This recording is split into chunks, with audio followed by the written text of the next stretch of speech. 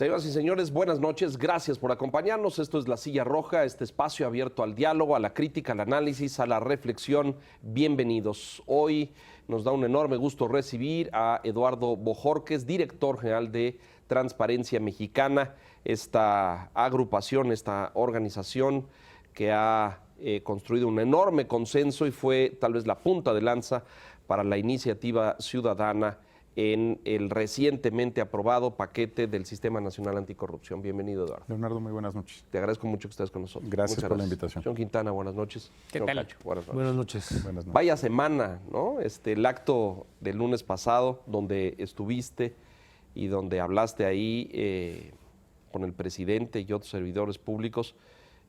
Hicimos un análisis acá y coincidimos en que era un paso muy importante y muy significativo en la historia de México para la lucha contra la corrupción.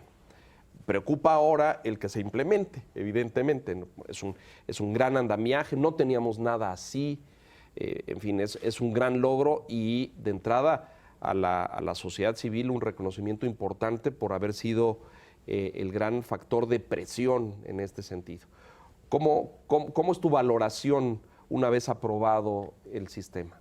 Fíjate que, Leonardo, el día lunes, cuando las organizaciones me pidieron que diera el mensaje a nombre de una coalición muy plural y amplia de individuos, de personas, de colectivos, quisimos dejar un mensaje muy claro, y es que los ciudadanos mexicanos habíamos escogido la ruta institucional para transformar las instituciones del país. Y yo sé que suena trillado y puede parecer un lugar común, pero no es lo que ocurre en el mundo. Yo trabajo para Transparencia Internacional y estamos monitoreando cómo se dan los cambios institucionales en todos los países, y lo que hacen los ciudadanos es salir a la calle y pedir que los gobiernos renuncien. Quitar presidentes. Quitar presidentes. Está el caso de Guatemala, está el caso de Honduras, el caso de Brasil, Ucrania. Si uno empieza a revisar Rumania hace apenas unos meses, lo que hace la gente es indignarse a tal punto que sale a las calles y exige la renuncia de sus líderes políticos. Y lo que hicimos en México fue algo diferente. Canalizar. Es decir, vamos a tomar, en el buen sentido de la palabra, la ley en nuestras manos, ¿no? Y propusimos iniciativas ciudadanas, acompañamos un proceso legislativo muy complejo. Son 7 leyes, más de 600 artículos, que sí tocan muchos de los intereses de la clase política. Por eso hubo resistencias y por eso había tanta tensión entre la perspectiva de la sociedad civil y la del Congreso. Y sentamos un precedente a nivel nacional y a nivel internacional, que se pueden utilizar los derechos y las instituciones públicas para transformar la realidad. Yo creo que, por supuesto, viene la parte dura, que es implementarlo. Claro. Pero yo también veo aquí señales muy importantes. Por ejemplo, dejamos atrás la era de los zares. Esta idea de los zares anticorrupción, ¿no? Que se le da a una persona que venga la autoridad, un caudillo, Exacto. y nos va a librar de la corrupción, cosa que nunca pasó desde el momento en que se crea la Contraloría General de la República con el presidente de la Madrid. Y pasamos una etapa diferente, ¿no? Ahora serán los ciudadanos quienes encabecen este Sistema Nacional Anticorrupción, tendrán una enorme responsabilidad y de nuestro lado, pues una observación muy crítica. Claro. Vamos a estar muy conscientes de ello también. Me interesa, hijo, hay muchas cosas, hay muchos hilos. Uno, señalar esto. No es común que un grupo de organizaciones civiles y ciudadanas construya y convierta en energía de cambio y de transformación. Esto que decías hace un momento. Porque lo que hace el ciudadano es otra cosa, salir, la cacerola, la protesta, la marcha. Pero, a ver, vamos a construir, y además vamos a, que es algo que está muy presente hoy en el mundo, aprovechar las instituciones que tenemos para darle la vuelta a la legislación. Eso tampoco pasa, porque no confiamos en nuestras instituciones. Vamos con los abogados, con los legisladores y con los partidos a construir una iniciativa de transformación. ¿Y quién cree que eso es posible? Y ustedes lo consiguieron. Con resistencias, ¿eh? No fue un proceso nada sencillo. Yo quiero preguntarte eso. No sé cuánto tiempo se llevó este proceso desde el día 1. 600 y tantas mil firmas, ¿no? 634,000 firmas. ¿Sí? Desde el día 1 en que se organizaron, se pusieron de acuerdo y se presentaron, ¿ante quién? Ante el gobierno, ante el legislativo, ¿ante quién? Y les dijeron, esto es lo que estamos pidiendo desde la sociedad civil, respaldado por 634,000 firmas. Yo no sé con quién fue, pero además no sé ¿qué cejas levantadas habrán visto? ¿Qué medias sonrisas escépticas habrán presenciado? ¿Cómo fue ese primer contacto con quien sea que haya sido? Bueno, el primer contacto importante es con nosotros mismos como ciudadanos, y déjame insistir en ello, Alejandro. Confiar en los mexicanos es muy difícil. Como ustedes saben, hay muchos estudios sobre confianza interpersonal, y el primer reto era dejar de desconfiar entre nosotros. La gente que firmó la iniciativa ciudadana no eran nuestros amigos ni nuestros conocidos, no era un grupo de cuates, pues. Era gente que en las redes sociales se acercaba y decía, oye, yo quiero firmar, quiero ser punto de acopio, de recolección. Y en ese sentido, aunque puede haber habido muchas instituciones grandes que se sumaran, como el Tecnológico Monterrey o como redes nacionales de organizaciones civiles, sí fue un ejercicio primero de confianza entre ciudadanos. Ellos confiaron en nosotros, nosotros en ellos, pusieron su firma. Y esa decisión fue muy importante porque también hay dudas de cuál es la estrategia a seguir.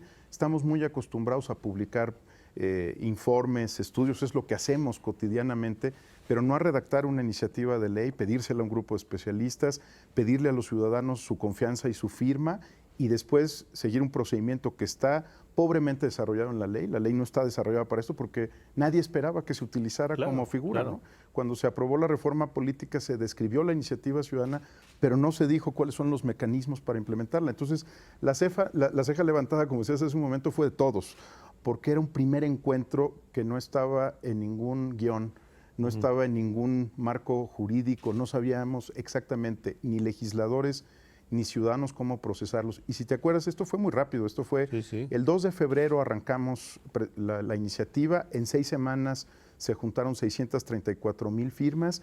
Se entregaron, ¿no? Sí. En 6 semanas, son 40 días, 45 días. Y me parece que se queda corta la cifra, por supuesto no la estoy menospreciando, al tamaño de la indignación que hay en el país. Enorme. Bueno, hubo que cortar, ¿no? Alejandro. Fíjate. Porque si no, no podríamos entrar al proceso legislativo. Queríamos entrar con el paquete legislativo y hubo un día que tuvimos que decir, si no lo hacemos hoy, no entra y no se discute.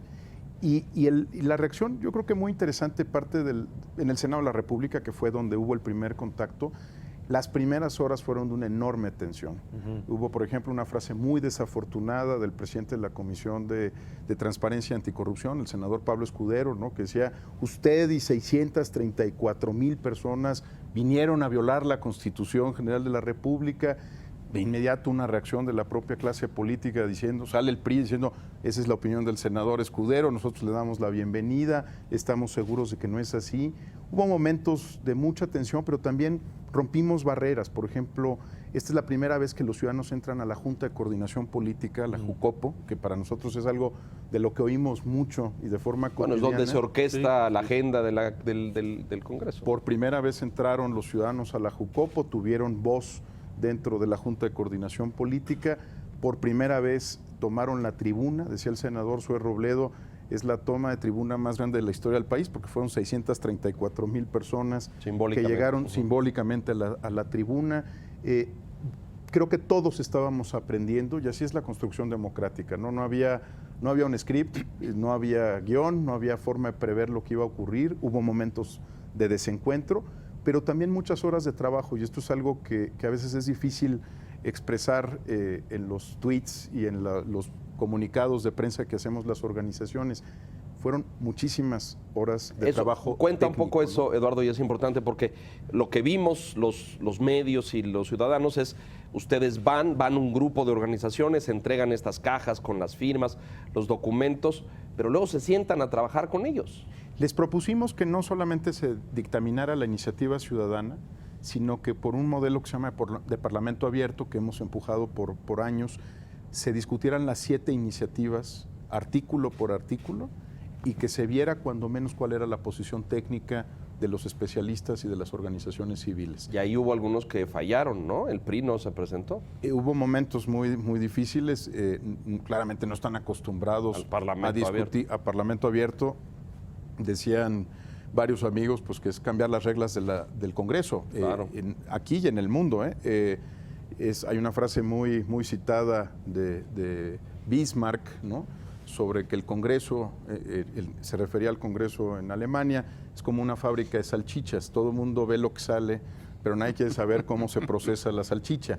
Y esto es una característica de los congresos en el mundo. Entonces, abrirlos, transmitir en el canal del Congreso. Transparentarlos. Todo el tiempo, lo que estaba pasando, pues hace muy difícil la interacción porque no están acostumbrados a este método público. Yo creo que fue un avance muy porque la importante. negociación es en oscurito, ¿no? La negociación es Siempre ha sido así. a ver, ¿y en qué vamos a quedar? Y entonces, bueno, yo cedo en esto, pero luego tú... Esta negociación usual de los partidos. Yo te apoyo en la iniciativa, pero luego tú apoyas en mi puente y así.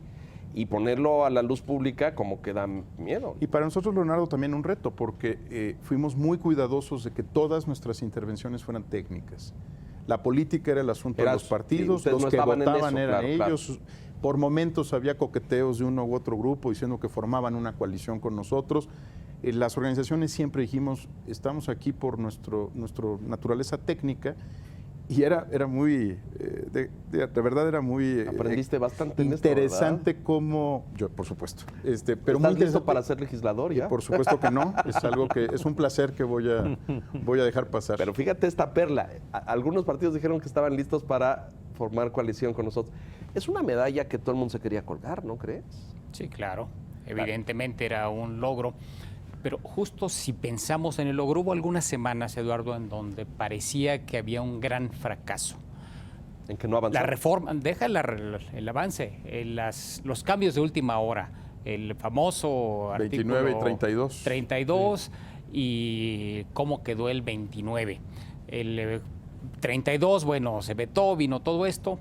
Y en el 29, el tema de la publicidad máxima o la restricción a la publicidad de las declaraciones 3 de 3 parecían en cierto momento ser la llave que determinaba fracaso o éxito. Y como no se le dio la publicidad máxima, parecía que todo el esfuerzo había sido un fracaso. Si tuvieses que calificar, Eduardo, una escala de 1 a 10, el óptimo hubiera sido 10, el 0 era el desastre en todo este paquete.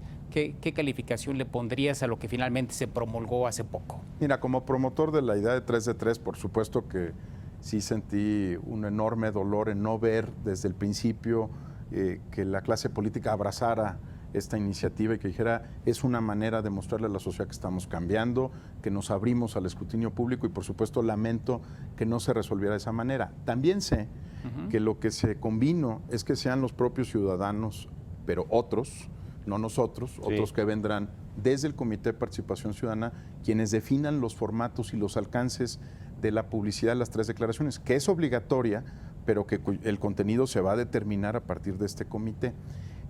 Para responder a la pregunta sobre las valoraciones, yo tengo la impresión de que nos, como sociedad, y digo como sociedad porque este no es una concesión del gobierno. Claro. Nos estamos autoevaluando también aquí, quienes hemos empujado cambios. Podemos decir que tenemos un sistema de 8 que puede mejorar, pero esa mejora no es en seguir discutiendo estas 7 iniciativas, sino entender que el problema de la corrupción tiene otros orígenes y que también hay que atenderlos. Pongo 3 ejemplos que vamos a empezar a defender ya y que vamos a discutir a partir de septiembre en el periodo ordinario de sesiones. La ley de adquisiciones, la ley de obra pública y el registro público de la propiedad. Es decir, cómo se compra en el gobierno, cómo se construye o se asigna obra y luego cómo se registran las propiedades. No solamente del gobierno, sino de todos, de ¿no? todos, claro. Que es uno de los factores críticos para competitividad, pero también para evitar corrupción, ¿no? Entonces, te digo que 8 porque en realidad es una obra inconclusa y lo sabemos. Estas son solo las primeras 7 leyes de un paquete más grande y además viene, como ya se decía hace un momento, la implementación. Ahora, yo creo que sería muy útil para la ciudadanía y tú que tienes el expertise técnico de cómo se construyó esto, darle una muy breve explicación de qué es el sistema, cómo se compone y por qué es tan importante ahora, porque ahora hay 7 legislaciones que están articuladas, ¿no es cierto? Y que vas a poder entrar a revisar distintos puntos para ver y para poder prevenir que se cometan actos de corrupción.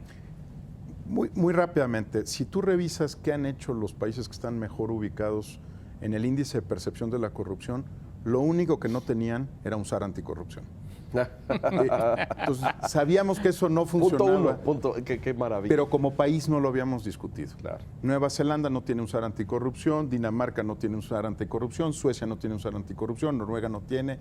Conforme empiezan a bajar en la tabla, empiezan a surgir los SARes. Sí, mientras hay más corrupción, se requiere un SAR, ¿no? Se requiere un SAR. Entonces, ¿qué hicieron ellos?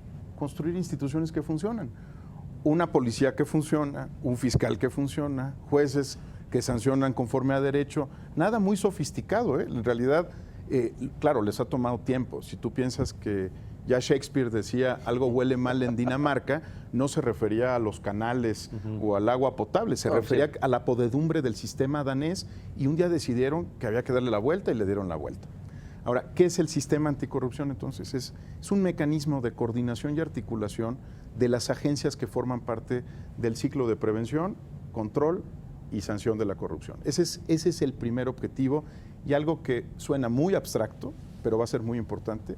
Tiene una cosa que se llama un mecanismo de inteligencia institucional, para ponerlo en términos muy llanos.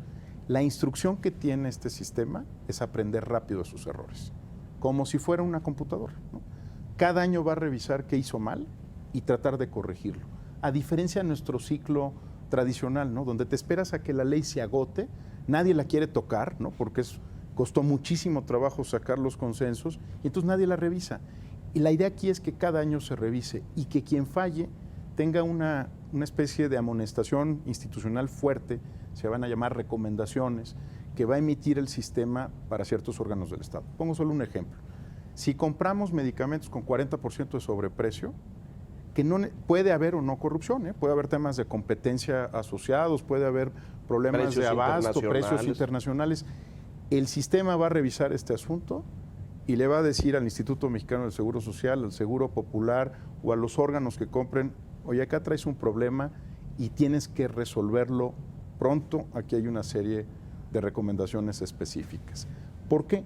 Porque si no atiendes en la parte preventiva, pues te vamos a ver en la parte De sanción. de fiscalización o de control o de sanción. Entonces, más vale que te vayas, digamos, moviendo hacia el lado de la integridad, porque si te sigues alejando de la integridad, vamos a tener que utilizar otras herramientas del sistema. Eso es lo que esencialmente va a hacer, con un matiz que creo que hemos platicado varias veces, Alejandro.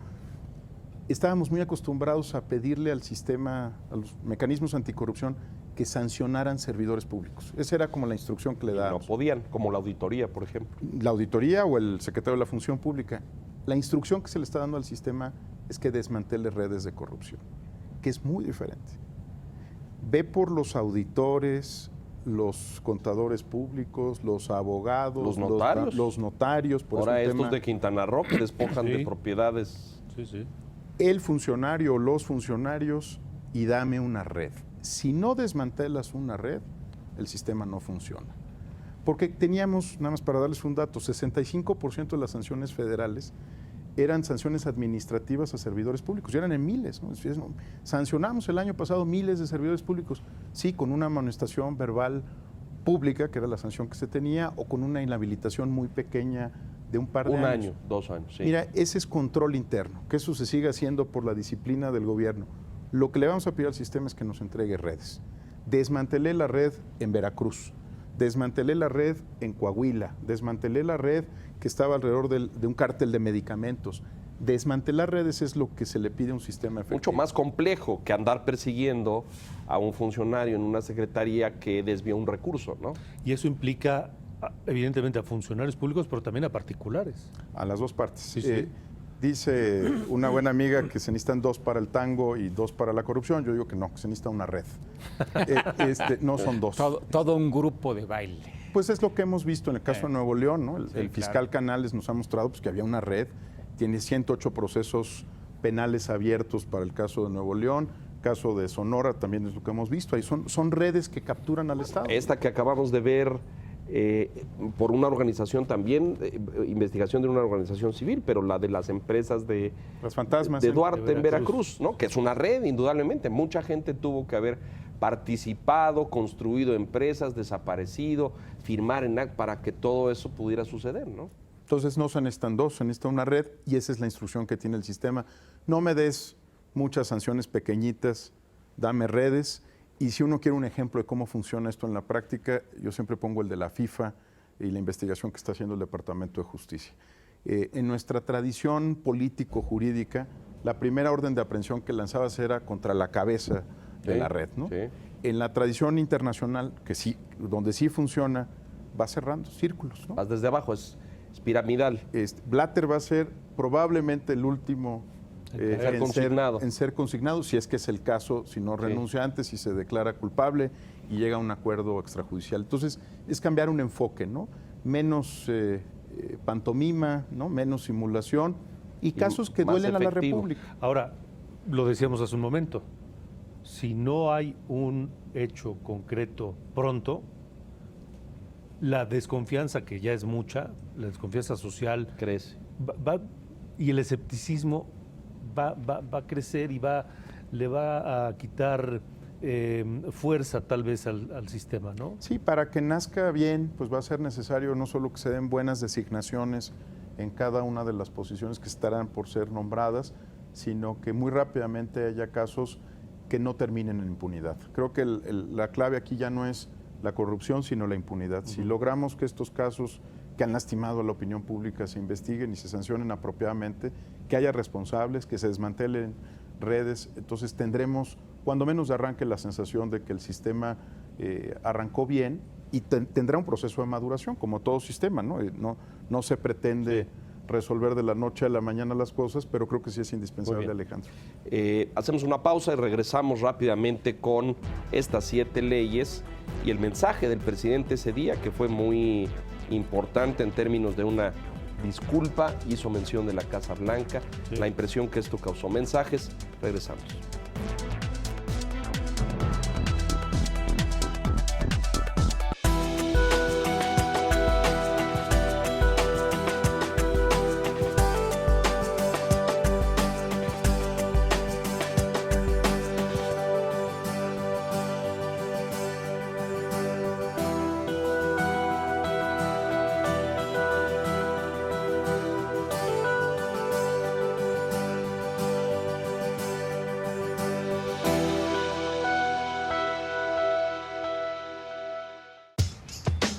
Atrévete a seguir tus sueños, a pensar en grande, a exigir tu propio espacio, a dejar todo atrás, porque esa es la única forma de alcanzar la grandeza.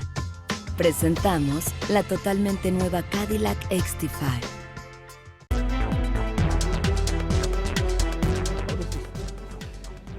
Estas 7 elementos, para ser muy gráficos frente al auditorio, porque un gran cambio es que la Auditoría Superior de la Federación revisa, evalúa en tiempo real y además emite recomendaciones inmediatas, no contra el presupuesto o el ejercicio fiscal pasado. Y si se encuentra algo, ahora va a tener una unidad de investigación, va a poder investigar e iniciar procedimientos de responsabilidades. Ese es un elemento. Un tribunal nuevo, una sala especial del Tribunal de Justicia Federal Administrativa destinada solo para esto. Solo para sancionar en lo administrativo corrupción. Correcto.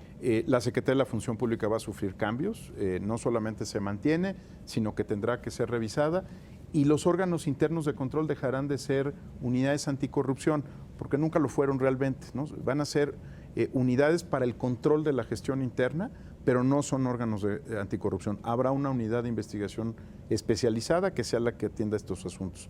Nuevo fiscal anticorrupción. ¿Esa será independiente, Eduardo? No. Porque si no, tú hablas de redes y a mí me parece que esos órganos pues, son parte de la red. Sí, sí. Es independiente de los órganos internos de control, porque ahorita lo que ocurría es que el órgano interno de control hasta te podía extorsionar, ¿no? Te decía, oye, si te portas mal y no me llevas al Congreso Mundial de Órganos Internos de Control en Brasil, te aseguro que la hojita rosa que no presentaste te va a llevar un procedimiento de responsabilidades.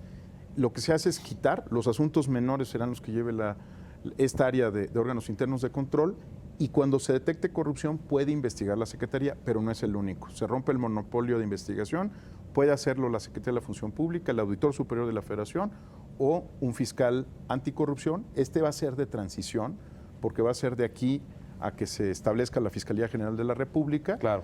Pueden ser 2 años, pero será un fiscal de transición. ¿Quién designa al fiscal? ¿El Senado de la República? En este caso, a propuesta del presidente, tiene un procedimiento especial para este caso, pero una vez que haya Fiscalía General de la República será un funcionario designado por el fiscal, dado que ya es autónomo en términos constitucionales. ¿Y el Consejo Ciudadano? El Comité de Participación Ciudadana, que a su vez será la presidencia del Sistema Nacional Anticorrupción, es un comité que no van a designar directamente desde el Senado.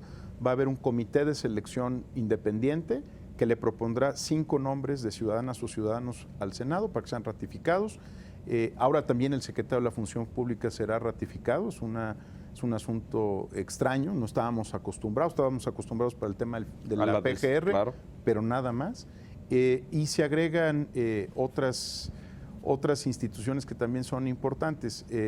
Por ejemplo, la Judicatura Federal estará dentro del Sistema Nacional Anticorrupción y bajo del Sistema Nacional habrá 2 subsistemas. O sea que es un poquito enredado, pero pues así son los diseños institucionales. El Sistema Nacional de Transparencia, es decir, todos los órganos garantes de transparencia del país que estarán subordinados al Sistema Nacional Anticorrupción, y todos los entes de fiscalización interna y externa de los estados que también estarán coordinados. ¿Por qué esto? Porque lo que encontramos es que había órganos de diseño muy particular.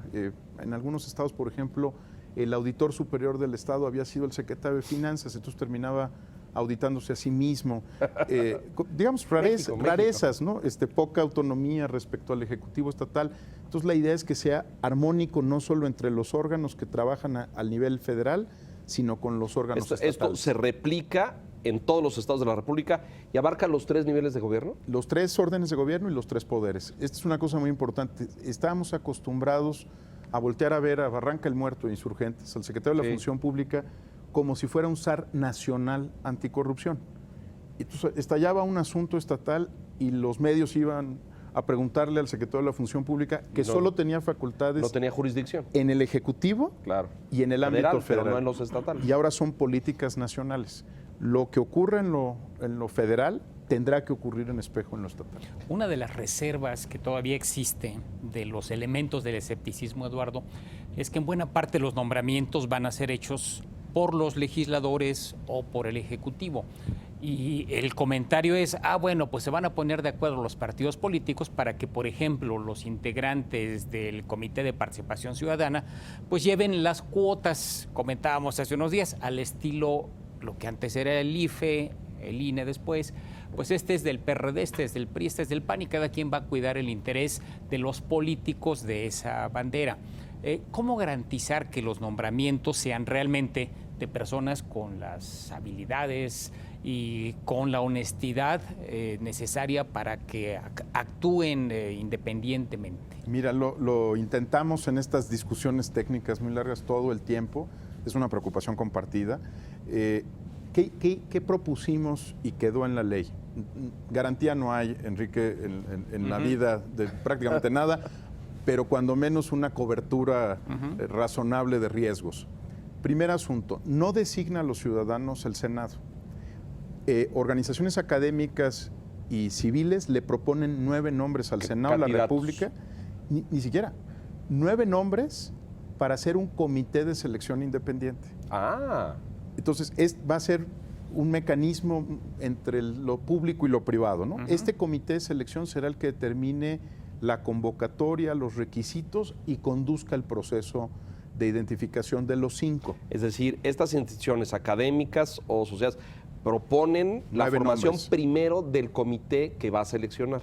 Exactamente. Este primer comité tiene una tarea. ¿Integrado por 5 personas? ¿Por 9 personas. Por 9, correcto. Este comité tiene la tarea de identificar de entre muchos candidatos y con la libertad de hacer su propia convocatoria a 5 mexicanas y mexicanos que serán integrantes del comité de participación. ¿Y en la ley marca perfiles? Es decir, ahí necesitamos, ¿qué necesitamos? Bueno, ¿contadores o ciencias políticas? Necesitamos de todo, por eso es importante, se necesita realmente que sea multidisciplinario, experiencia en auditoría, experiencia en ingeniería financiera, experiencia en temas de control de la corrupción.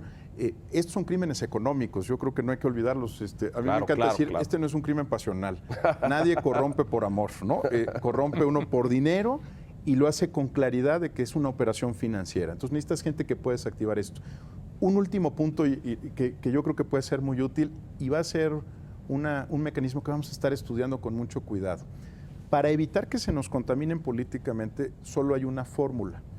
y es que cada año se elija solo a una persona para este comité, porque a menos de que se divida en pedacitos y haga magia, es muy difícil responder a distintos grupos cuando es una sola persona. Es una sola posición. Entonces, en la primera edición se va a nombrar a uno de estos ciudadanos por un año y se regresa a su casa. Preside el órgano y se regresa a su casa. Por el segundo, que se nombra por 2 años, preside el órgano el segundo año y se regresa a su casa. Igual, tercero, 3 años. Entonces, a partir del año 2 se va a ir renovando y solo se va a nombrar a una persona. ¿Esto qué quiere decir? Que el que se nombre en el año 2 va a ser presidente del sistema anticorrupción en el año 6 de la vida del sistema. Y entonces no tiene conexión el nombramiento con, incluso si le dieran la vuelta a este mecanismo y a este otro mecanismo, bueno, ya cambió el grupo político. presidirá en otro momento que es distinto al Cambian que las fue nombrado, circunstancias. ¿no? Y se va a ir formando en el tema durante 5 años para llegar a ser un presidente más fuerte o una presidenta más fuerte en este tema. Está complicado porque surge de la desconfianza, como siempre. Ahora, sí queremos, perdón, totalmente independientes, es decir, apartidistas, que vengan del mundo académico, universitario, que vengan O del mundo profesional. Puede ser que haya muy buenos auditores en la práctica privada. Piensa, por ejemplo, que se esté retirando el socio director de una de las grandes firmas de auditoría. PricewaterhouseCoopers. Exacto. Y dices, bueno, oye, yo quiero servir a mi Tiene un país buen 2 perfil. años, ¿no? Tengo experiencia, conocimiento, no formo parte de un partido político, puedo hacerlo. Pero, a ver, este grupo de 9 que va a proponer a 5, ¿esos 5 finalmente van a tener que ser ratificados por el Senado? Nombrados por el Senado, ¿Nombrados? porque el comité de selección no tiene facultades jurídicas para hacer un nombramiento, ¿no? Tiene que ser un órgano de Estado el que puede hacerlo. Pero el Senado entonces va a poder hacer objeciones, quitar, Sin duda. poner gente. Del universo que le entregue el comité solamente.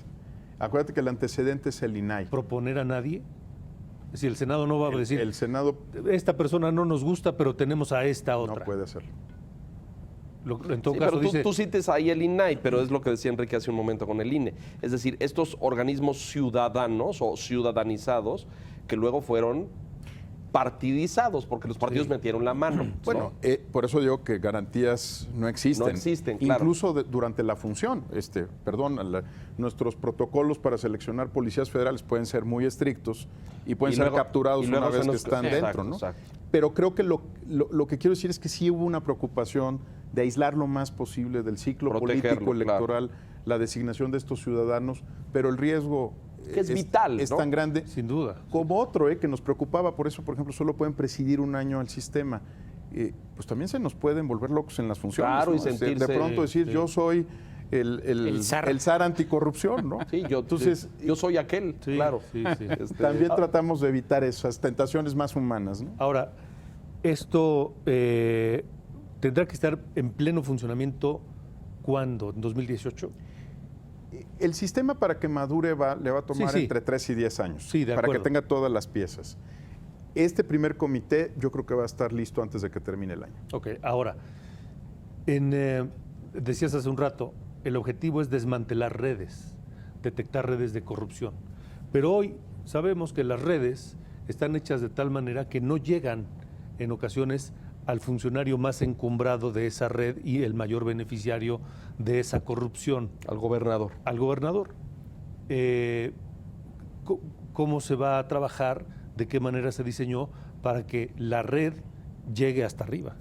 Hubo una enorme polémica durante el proceso legislativo generada por el PRI y en particular por el senador Emilio Gamboa, que decía que nosotros queríamos que hubiera un sistema de denuncias de los vecinos, ¿no? Incluso lo ridiculizó al punto que dijo, lo que están proponiendo es que si tu vecino se compra un auto nuevo, tú lo denuncies porque seguramente ese auto es mal habido, ¿no? En realidad lo que propusimos es que hubiera un sistema de denuncias como parte del proceso judicial para que si tú quieres reconocer que la cabeza de la hidra no es el prestanombres, sino es un gobernador o un secretario de finanzas, pudieras hacerlo. Entonces hay un sistema incipiente de protección a testigos, muy diferente al que se tiene en la PGR, este es para asuntos de naturaleza, insisto, financiera, que se proteja la estabilidad, por ejemplo, laboral de quien denuncia. Este es un tema muy importante, si sabes que vas a perder tu trabajo, no denunciarías. y que seas parte de una investigación y se puedan aminorar las sanciones en tu contra si es que colaboras con esa investigación. Si hay algunos de estos mecanismos, de nuevo, siendo un crimen económico, pues están diseñados muy bien para que las conexiones no sean sencillas, pero también se cometen imprudencias y errores como en tantos otros temas. Pero que mira, permiten pienso investigar. en Humberto Moreira, ¿no?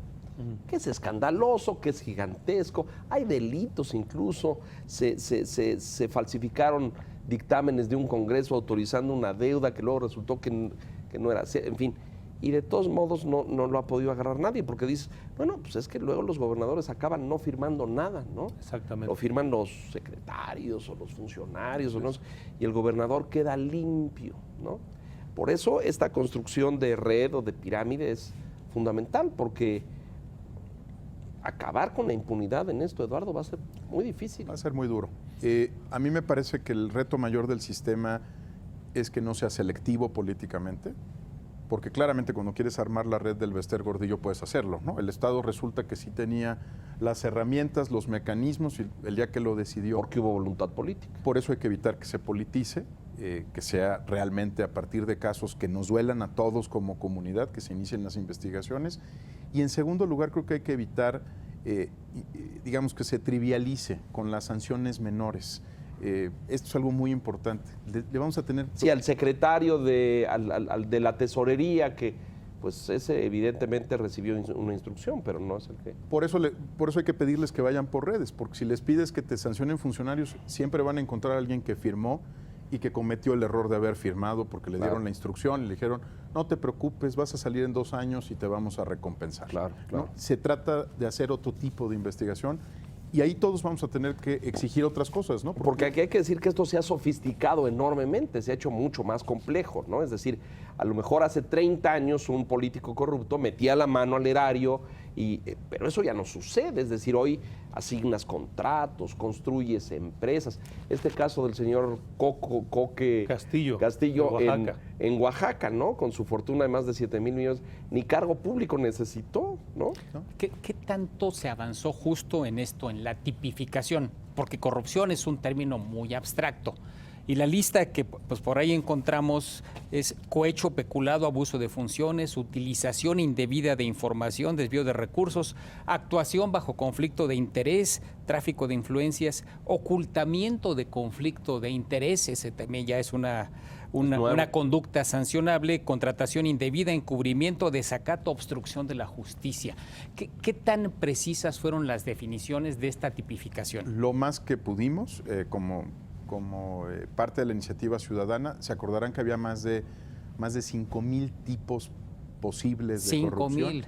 Lo redujimos a una lista que cabe en 10, eso fue lo que planteamos con la ley 13.3, y en las discusiones técnicas con el Congreso se hizo lo mismo para el tema administrativo y para el penal, para tratar de reducirlo a un puñado de conductas fáciles de identificar y fáciles de sancionar. O sea, ¿esto es viable? ¿Es realmente posible?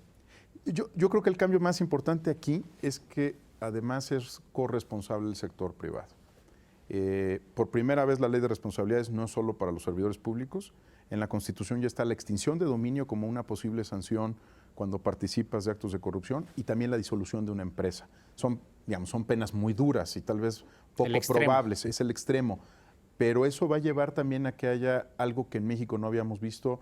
Enrique, tú estás más acostumbrado a esto que es el compliance, ¿no? Sí, claro. Una serie de mecanismos de autorregulación del propio sector privado para evitar caer en esto. Sí, porque la empresa dice, bueno, yo me corrompo porque el funcionario me lo exigió y si no, no trabajamos. Pero pasa, OHL a lo mejor es el caso grandote, pero en una delegación, un restaurante tiene que pagar y pasar una comisión para que le den la licencia, para que tenga el permiso, para que todas esas cosas. Nuestros renombrados chefs, ¿no? Estos de las listas de los 50 mejores restaurantes, vean ustedes, han sido objetos de extorsión, ¿no? De autoridades locales. En lugar de promoción de la cocina mexicana, ¿no? Están tratando de sobrevivir a la Profeco, a la delegación y a otras. Ese tipo de extorsión hacía cómplice al sector privado. Y ahora tiene la obligación del sector privado de decir, no es una política de la empresa, hay un funcionario que actuó mal o tengo un abogado que se corrompió, pero no es la empresa la que ha decidido tener una conducta deshonesta Y ahora se nota también. Yo creo que los recientes, pronunciamientos de Coparmex, del Consejo Coordinador Empresarial, van en el sentido correcto, van diciendo somos parte del problema y tenemos que ser parte de la solución. A ver, me interesa esto que estás diciendo, porque sí, lo de las redes muy sofisticadas, extensas, muy bien planeadas, etcétera, pues está claro y los casos los estamos viendo. Pero esta corrupción indigna igual o más, ¿no? Que cuando alguien con sus ahorros, su esfuerzo va y solicita un permiso para su negocio, para ampliar su casa, para lo que sea, y un funcionario de una ventanilla lo extorsiona. ¿El sistema llega hasta ahí? Llega hasta ahí. Va a llegar hasta ahí. Y también son redes, Alejandro. Sí, sí. Es decir, vamos. Cuando pensamos en los franeleros, siempre pensamos en el franelero, ¿no? En la persona que... Sí, pero el franelero Pero pasa el franelero forma una red de franeleros y esa a su vez tiene una red de protección de la policía local o tiene una red de protección municipal. Hay alguien que está permitiendo que esto opere y si lo empiezas a sumar estos pequeños agravios, Esa es la red, claro. resulta que hay una red detrás, Sí. ¿no? Y que llega a veces más arriba de lo que uno se puede imaginar. Lo que tenemos que hacer es que estos casos no se persigan solo en lo individual, ¿no? No es una persona, no es un empresario, no es una pyme. Y hay mucho de lo que se va a trabajar es en que se hagan acciones colectivas. Cuando se den cuenta varias pequeñas y medianas empresas de un barrio que están siendo afectados por el mismo funcionario delegacional, en lugar de que actúen uno a uno, que no van a poder, formar un frente. formas una acción colectiva y presentas un asunto de naturaleza muy distinta, ¿no? Lo que debieron haber hecho hace muchos años las cámaras gremiales, los organismos cúpula, que no hacían, ¿no? Que era formar coaliciones para defender los intereses de muchos pequeños empresarios o consumidores. Imagínate los o restaurantes de Polanco, No, bueno. con el anterior delegado ahí, que por cierto se está defendiendo en la asamblea de lo que la delegada Gálvez le encontró. Vamos a mensajes, volvemos enseguida. Charlie Rose es reconocido por su estilo directo y profundo. Solo él tiene a los invitados más aclamados del momento. Charlie Rose. Lunes a viernes, 11:30 de la noche. El financiero Bloomberg. Power Business.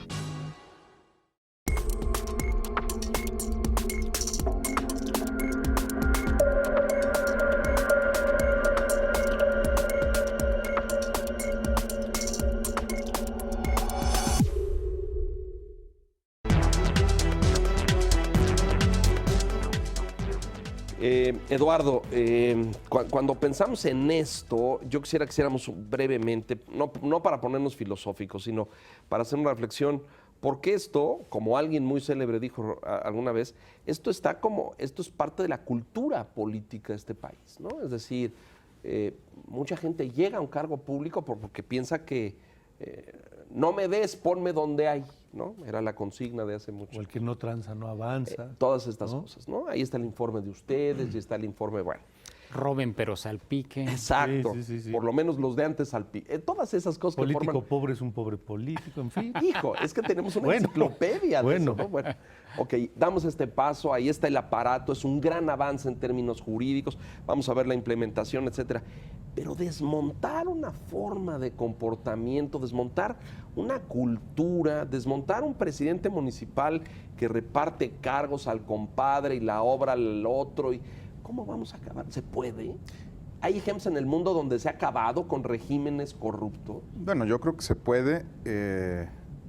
Avanzar. No, y se puede. Y déjenme ponerle ejemplos locales.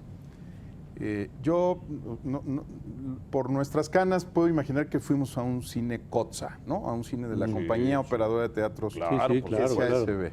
Sí. El cine, cuando yo iba al cine, era para varias cosas. Los niños íbamos a correr al cine, ¿no? Ajá. Era un lugar fresco para cubrirte del sol. El piso estaba pegajoso. Había una regla que el propio Estado mexicano había impuesto que se llamaba permanencia voluntaria. ¿Cómo no? Y llegábamos a la hora que queríamos y nos salíamos a íbamos. la hora que queríamos. Podías ver la mitad de una película, el Empezar principio la de la otra. segunda, luego Ya se nos olvida que eso Sí, era sí, así, sí, es- sí. Así era el cine. Y todos los que estábamos en ese cine pensábamos que eso era el cine, porque habíamos vivido solo esta expresión de un servicio público como el cine. Y de pronto alguien nos dijo, los cines afuera son diferentes. Los cines en otros países, la gente llega a tiempo, las palomitas están calientes, son unas salas que se Los llaman asientos tipo están estadio, limpios. están limpios, no tienes que ver dos especies de animales, una rata y otra persiguiendo a la rata. No te tienes que formar dos veces en la fila, una para los refrescos y otra para las palomitas. Y nuestra reacción instintiva fue decir, pero claro, pues ellos son franceses, ¿no? Claro, Ellos son norteamericanos. En Bueno, Nueva no. York, por supuesto que es diferente. Nosotros somos mexicanos y no podemos tener Cines. ese cine. Bueno, hoy tenemos, corrígeme Enrique, que la tercera empresa de cine más grande del mundo Cinépolis, es correcto. es mexicana, ¿no? Con un modelo que se ha perfeccionado en el país y que Impecable, hace impecable. que todos los fines de semana los mexicanos lleguemos a tiempo al cine. Arranca la función y estamos ahí. Y gradualmente quien deja prendido su celular empieza a recibir una enorme presión social. Ya es la excepción Los y no la norma. chiflidos, grillos. Ya no hay el hasta, cácaro. bueno, hasta la luz, porque La luz, claro, sí, como sí, los sí, zapatos sí. ya tienen luz, ves una luz ahí y te molesta, le llamas la atención. COTSA era un sistema profundamente corrupto, independientemente del régimen de propiedad. No estoy diciendo que lo fuera porque era estatal. Era un régimen profundamente corrupto y los que vivíamos ahí pensábamos que esa era la mexicanidad. Que los mexicanos llegábamos tarde al cine, nos poníamos a gritar, nos anunciábamos al entrar con el consabido, ya llegué. O sea, pensábamos que eso era la mexicanidad. ¿Qué tanto nuestra cultura tuvo que cambiar para que el cine estilo Cinemex o Cinépolis opere como opera hoy, las salas tipo estadio? ¿Cuánto tiempo tardó la reforma? 2 semanas. La primera semana que fuimos al cine y nos cobraron 600% más, dijimos, qué bárbaro, qué caro está el cine, ¿no? La siguiente semana dijimos, oye, ¿me pasas otras palomitas? Sí, claro. ¿No? Oye, y, en está la, padrísimo, ya fuiste a las de tal y las de tal. y la tercera semana se convirtió en un estándar para todos Claro, nosotros. claro. Cuando vas en Nueva York al cine hoy, Es inferior a los es inferior mexicanos. en calidad. lo ¿no? extrañas. Es inferior a los Sí, sí. Y mexicanos. no dices, oye, ¿y que estos no sobornan para encontrar un mejor lugar? No, te metes a la aplicación, encuentras tu lugar. No quiero trivializar el tema de Sí, cambiar un claro, sistema claro. de la complejidad que es un sistema político y un sistema nacional, pero algún día decidimos que ya no queríamos ir al cine como antes. A Miguel Ángel Dávila en Harvard, en el MBA, le dijeron, es imposible. No vas a poder acabar con la mafia laboral que te va a controlar. Alejandro Ramírez, que trabajaba en ese momento en el Informe de Desarrollo Humano también en Nueva York, en Naciones Unidas, le dijeron, no, la tradición de las familias en México es que herede tu primo, va a ser un cine tradicional, le vas a bajar todo, y yo creo que hoy tenemos, incluso en el Consejo Mexicano de Negocios, a un empresario extraordinario que está haciendo las cosas Claro, diferentes. sin duda. Yo creo que ese es el momento en el que estamos. Estamos en el momento en el que tenemos que decidir si queremos que esto que conocemos todos sea la mexicanidad o no. Yo no quiero. Yo no me siento representado cuando el presidente de la República dice que este es un problema cultural. Yo conozco a muchos mexicanos, varios presentes en este espacio, que hacen las cosas completamente diferentes, que pueden hacer periodismo de altura, que no puedes no tener el aparato del New York Times, sí, no lo tienes, No, pero no. haces periodismo de Claro, calidad. claro. Creo que no habíamos tomado esa decisión, Leonardo. O sea, no habíamos dicho hasta aquí. Lo mismo que tuvieron que hacer los daneses en el momento en que dijeron hasta aquí. Lo mismo que tuvieron que hacer los ingleses cuando dijeron, oigan, si seguimos tolerando a los piratas, The City no va a crecer, ¿no? El lugar del imperio global de las finanzas. Así son los cambios sociales. Claro, va a ser duro, porque hay quien gana en ese modelo. Bueno, es que esto derrama la economía, ¿no? Yo sé que hay cálculos, ustedes tienen cálculos, pero esto aceita el aparato, ¿no? Pero tiene costos. Quizás el más importante es la ineficacia que genera esta asignación Claro. incorrecta de recursos. Un tema, usando el ejemplo del cine, esto tiene que madurar. Sí. Y la maduración a veces, aunque se instala rápido, la maduración es de años. En el 18 cambia el Congreso, cambia el Ejecutivo, van a cambiar muchas gobernaturas. No hay el riesgo en el sistema de que en el 18 llegue un Congreso que diga no nos gusta, un presidente que sea que diga regresivo. Ujú. y vámonos de reversa. Mira, nuestra generación fue educada con la idea de que era muy importante la voluntad política, ¿no? Y es más, es parte, así como decimos lo del que tranza no avanza, el que no tranza no avanza, a la menor provocación la voluntad política aparece en nuestras mesas, ¿no? Entonces, no hay voluntad política. Yo lamentablemente no creo en la voluntad política. Yo creo que la voluntad política aparece y aparece muy rápido cuando hay una sociedad exigente Claro, y claro. crítica. Así, ¿no? De pronto cuando estás con 27 puntos de popularidad, pierdes una elección como la del 5 de junio, tienes una opinión pública que ha convertido este tema en el principal tema de la agenda pública nacional, casualmente aparece la voluntad política. Y desaparecerá, Enrique, y ese es el riesgo que corremos, si la sociedad no se hace dueña de esta agenda. Esta tiene que ser la agenda de los mexicanos, no solo de las organizaciones de la sociedad civil o de los académicos. ¿Y cómo conseguimos que se convirtiera en el primero o segundo tema de la agenda pública? Pues en nuestras sobremesas, ¿no? Discutiéndolo todos los días, diciendo, oigan, yo estoy cansado de lo que está pasando en Veracruz, en Quintana Roo, en Chihuahua, en Sonora, en Nuevo León, en Guerrero, en Aguascalientes. Oye, yo ya estoy cansado de que cada vez que en la Benito Juárez, en la Magdalena Contreras, me encanta porque además ese va a ser un tema para la nueva Constitución. Estoy cansado de que traigamos las inversiones incorrectas a México, porque no es cierto que bajen las inversiones. Atraes inversiones de mayor costo, ¿no? Porque tienes mayor riesgo. Yo estoy cansado de que no tengamos una sola armadora en el país, una sola armadora automotriz, que no esté involucrada en un caso de corrupción por los terrenos, la manera en la que se hizo el contrato, donde te muevas. Guanajuato, San Luis Potosí, Puebla, Aguascalientes. Nuevo León, bueno, contratos increíbles, ¿no? Ahí está Kia, ¿no? Bueno, creo que lo único que puede evitar lo que planteas, Enrique, es que no dejemos de hablar críticamente de este asunto como sociedad y no nos compremos la idea de que la corrupción está en nuestro código genético. No está. Así construimos este país, lo construimos por razones de estabilidad política. Después de la revolución fue la única manera en la que encontramos de pacificar a los generales, de construir orden, pero ya no vivimos en el México y la democracia ha ido madurando. Nos enfrentamos luego a otros problemas como la partido, otras cosas, pero hoy tenemos elecciones confiables que no teníamos hace 30 años, claro. ¿Cierto? Y Leonardo, hoy tenemos, fíjate, yo lo decía el lunes en el mensaje de las organizaciones civiles, y hoy tenemos a los académicos, a los especialistas, a una sociedad civil muy técnica y muy profesional que ni siquiera tienen otros países. Es decir, tenemos el talento para hacer esto posible. Hace 25 años, a mí me tocó arrancar junto con Federico Reyes Heroles y otros Transparencia Mexicana, sí. y éramos todos aprendices de brujos, ¿no? O sea, claro, todos estábamos... Bueno, los veían raro, Eduardo, los veían rarísimo. Bueno, te juro, Leonardo, que nos decían, oigan, ¿qué es eso de transparencia? Sí. Eso es para Dinamarca, para Noruega, para Suecia. Sí. Nosotros somos mexicanos, tenemos una Aquí la cultura cosa es política, distinta, es claro. diferente, somos como México, no hay dos. Sí, sí. Y ya que hablas claro. de eso, y tomando la referencia internacional, ¿cómo nos coloca este sistema bajo los ojos de las organizaciones internacionales como Transparencia? ¿Cómo nos ven?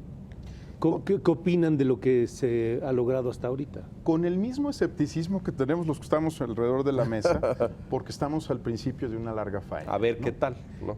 Pero también con un asunto que yo creo que es muy interesante. El otro día me habló José Ugaz, el presidente de Transparencia Internacional, que además fue un fiscal que llevó a 1,300 personas a juicio en el caso de Perú. Así es. Tú conoces Muy bien famoso, el caso Montesinos Fujimori. Claro.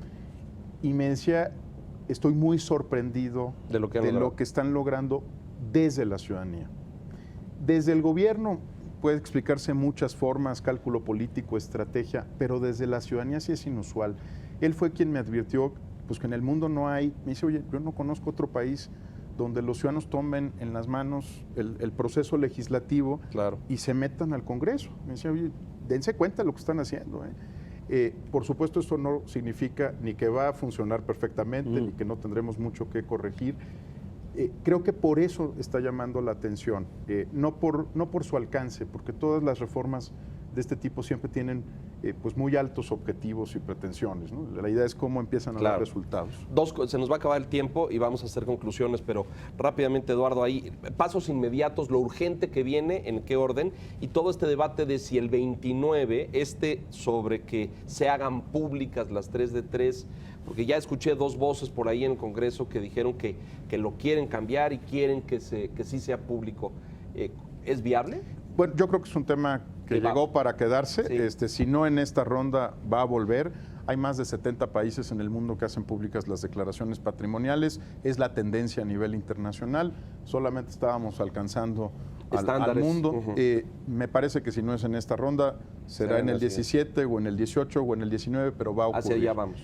Ahora, en lo inmediato sí están las 3 declaraciones, sí son obligatorias para todos los servidores públicos, 3 órdenes de gobierno y 3 poderes. Por eso hay bastantes preocupaciones, por ejemplo, en el Tribunal de Justicia local del Distrito Federal. Qué joya esa, ¿no? Este prócer de la honestidad y la transparencia, que es el señor Elías Azar, moviendo a los magistrados para que, nosotros aquí Vamos a ampararnos. Vamos a Dime pero qué cosa, ¿no? Increíble. Pero bueno, va a ocurrir. Digo, es inevitable, va a ser un tema en la elección presidencial del 18.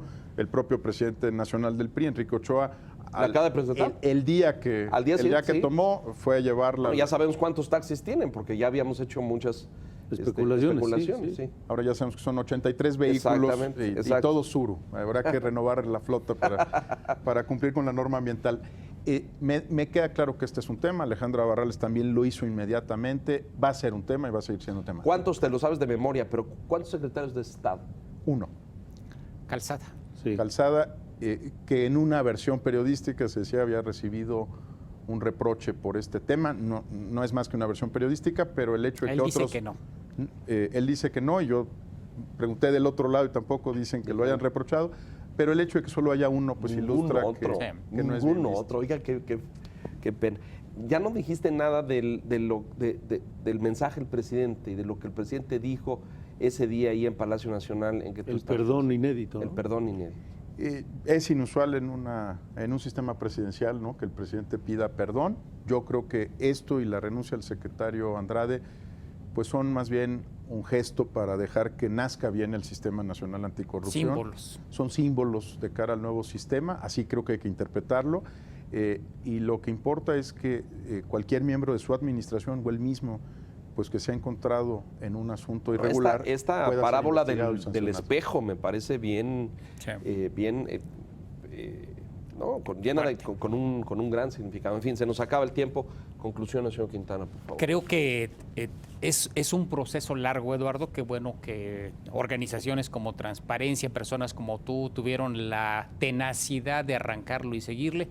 Ahora creo que nos toca a muchos en la sociedad no dejar que la rueda deje de caminar, hay que seguirlo empujando porque las cosas no se dan solas. Hay que meterle energía social para que esto se convierta en un cambio institucional profundo que puede ser de los más grandes que se hayan hecho en México en décadas. Sin duda. Pues sí, coincido y como lo hablamos en su momento, ahora pues hay que ir por más, ¿no? Por lo que falta. Vamos por más. Ahora es el nuevo hashtag, ya no 3 de 3. Vamos por más, muy bien. Felicidades, Eduardo. Felicidades gracias, y felicidades a Transparencia Mexicana, a México Evalúa, al IMCO, a tantas organizaciones que se sumaron en esto. Yo sí tengo esperanza y debo reconocerlo. Escribí mucho sobre esto durante todo este proceso y tengo esperanza porque hay países que lo han logrado en el mundo, ¿no? La Gran Bretaña era un país profundamente corrupto en el siglo XVI y XVII. La piratería, bueno, la reina recibía a los piratas, pues, sí. que eran unos criminales, los recibía y además tenían privilegios a partir de su grado de maldad, ¿no? Bueno, y cambió, ok, tomó tiempo, pero sí se puede. Yo creo que sí. Sí se puede. Muchas felicidades, No, mucho muchas éxito. gracias. No aflojemos el paso, porque bueno, ya está ahí y ahora hay que hacer muchas cosas para que acabe de concretarse. No, muchas gracias, Leonardo. Y de verdad yo creo que lo más importante es que ya es una generación de mexicanos y como decía hace unos días, no me refiero a coetáneos, sino a contemporáneos. Somos una generación de mexicanos y mexicanas que ya decidimos que esto no puede Que seguir no puede así. seguir así, así es. Señor Quintana, muchas gracias. Gracias, Señor buenas Cacho, noches. Eduardo Bojorquez, muchas Gracias, gracias. Y sobre todo, gracias a usted por la gentileza de su atención. Es un paso muy importante el que hemos tenido en México. Vamos a construirlo, a solidificarlo, a concretarlo entre todos. Es por el bien de nuestro país. Muchas gracias. Buenas noches.